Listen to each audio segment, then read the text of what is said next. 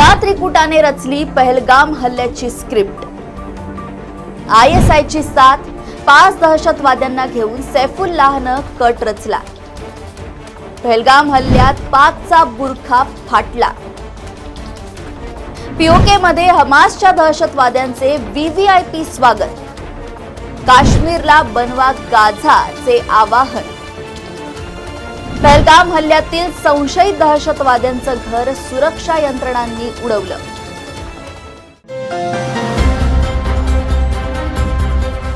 नमस्कार, देशोन्नतीमध्ये मी ऐश्वर्या शिंदे आपलं स्वागत करते।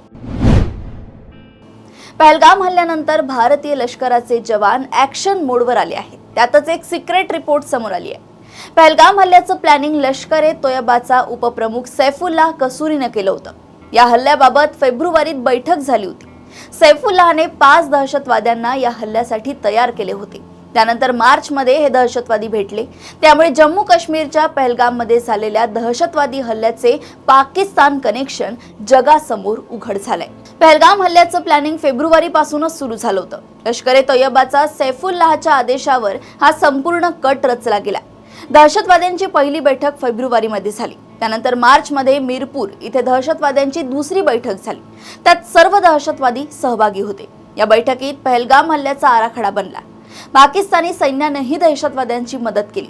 दहशतवादी हल्ल्याची स्क्रिप्ट POK मध्ये लिहिली गेली होती आणि तीही अशा मंचावरून जिथे लष्कर, जैश आणि हमास सारख्या कट्टर दहशतवादी संघटनांचे मोठे चेहरे एकत्र उपस्थित होते। सूत्रांनुसार यामध्ये हजारोंच्या संख्येने लष्कर आणि जैशचे दहशतवादी उपस्थित होते, ज्यामध्ये भारताचे मोस्ट वॉन्टेड दहशतवाद्यांची नावेही सामील आहेत। 5 फेब्रुवारी 2025 रोजी रावलकोट येथील शहीद साबिर स्टेडियम मध्ये काश्मीर एकता दिनाच्या नावाखाली एक मेळावा झाला, ज्यामध्ये भारताविरुद्ध उघडपणे विष पसरवले गेले। या कार्यक्रमानंतर काही दिवसांनीच पहलगामच्या बैसरन खोऱ्यात पर्यटकांवर दहशतवादी हल्ला झाला। या कार्यक्रमातील सर्वात धक्कादायक बाब म्हणजे हमासच्या दहशतवाद्यांना प्रथमच पाकव्याप्त काश्मीरमध्ये अशा प्रकारे मंच मिळाला। डॉक्टर खालिद कद्दुमी, जो इराणमध्ये हमासचा प्रतिनिधी आहे, तो स्वतः या कार्यक्रमात सहभागी झाला। त्याच्यासोबत इतर पॅलेस्टिनी दहशतवाद्यांचेही उत्साहात स्वागत करण्यात आले। कार्यक्रमादरम्यान हमासच्या अल अक्सा फ्लड ऑपरेशनला भारत विरोधी जिहादच्या रूपात सादर करण्यात आले। या दहशतवादी मेळाव्यात पाकिस्तान स्थित दहशतवादी संघटनांचे मोठे चेहरे सहभागी झाले होते। हाफिज सईदचा मुलगा स्टेजवर उपस्थित होता।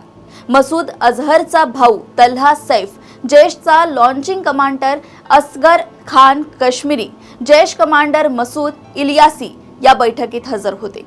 लष्कर-ए-तोयबाचे अनेक वरिष्ठ कमांडरही यात सहभागी झाले होते। या सर्वांनी मिळून भारताविरुद्ध भडकाऊ भाषणे दिली आणि काश्मीरमध्ये मोठ्या हल्ल्यांसाठी चिथावणी दिली होती। या मेळाव्यात काश्मीरची तुलना गाझाशी करत त्याला जिहादचे पुढील मैदान असं संबोधलं गेलं। हमासच्या दहशतवाद्यांना भारत विरोधी संघटनांशी जोडून एक सामायिक इस्लामिक प्रतिरोधची प्रतिमा निर्माण करण्याचा प्रयत्न करण्यात आला। मंचावरून जिहादच्या नावाखाली दहशतवाद्यांना भारतात घुसखोरी आणि हल्ले करण्यासाठी उकसवले गेले। ज्या पद्धतीने हमास, लष्कर आणि जैशचे चेहरे एकाच मंचावर एकत्र आले आणि काश्मीरला पुढील गाझा बनवण्याचा प्रयत्न केला गेला, त्यावरून हे स्पष्ट आहे की भारताविरुद्ध एक नवीन दहशतवादी युती तयार झाली आहे। पहलगाममध्ये हल्ला करणाऱ्यांमध्ये पाकिस्तानी दहशतवाद्यांसोबत 2 स्थानिक दहशतवाद्यांचाही समावेश असल्याचं समोर आलं होतं। दरम्यान या हल्ल्यात सहभाग असलेल्या आसिफ शेख आणि आदिल या 2 स्थानिक दहशतवाद्यांची घरं सुरक्षा दलांनी आज उद्ध्वस्त केली आहे। गुरी परिसरात लष्कर-ए-तोयबाचा दहशतवादी आदिल ठोकर याचं घर होतं, ते स्फोट घडवून उडवण्यात आलंय, तर आसिफ शेख याच्या घरावर बुलडोझर चालवण्यात आलाय। जम्मू काश्मीर पोलिसांनी गुरुवारी पहलगाम येथे झालेल्या दहशतवादी हल्ल्यात सहभागी असल्याचा संशय असलेल्या तिघांचे रेखाचित्रे जारी केली आहेत। पोलिसांनी 2 संशयितांची ते पाकिस्तानी नागरिक असल्याची ओळख पटवली असून आणि त्यांच्या अटकेची माहिती देणाऱ्यांना 20 लाख रुपयांचे बक्षीस जाहीर केले आहे। बिजबेहरा येथील आदिल हुसेन ठोकर आणि त्राल येथील आसिफ शेख या 2 स्थानिकांचा सहभाग उघड झालाय। आदिल 2018 मध्ये पाकिस्तानला गेला होता। तो या वर्षीच परतला होता, परंतु आसिफ बाबत अद्याप माहिती मिळालेली नाही।